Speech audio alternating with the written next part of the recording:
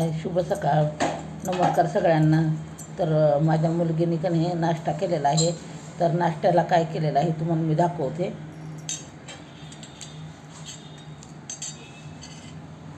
हे बघा, हा केलेला आहे फ्राईड राईस.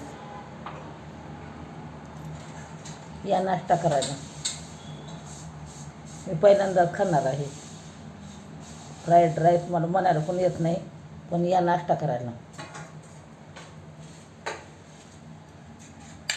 पोरं काय काय खायला घालतील काय माहिती, कुठले कुठले पदार्थ मला म्हणजे मला नावसुद्धा घेता येत नाही आणि सांगता येत नाही. खाऊन बघते कसं झालं.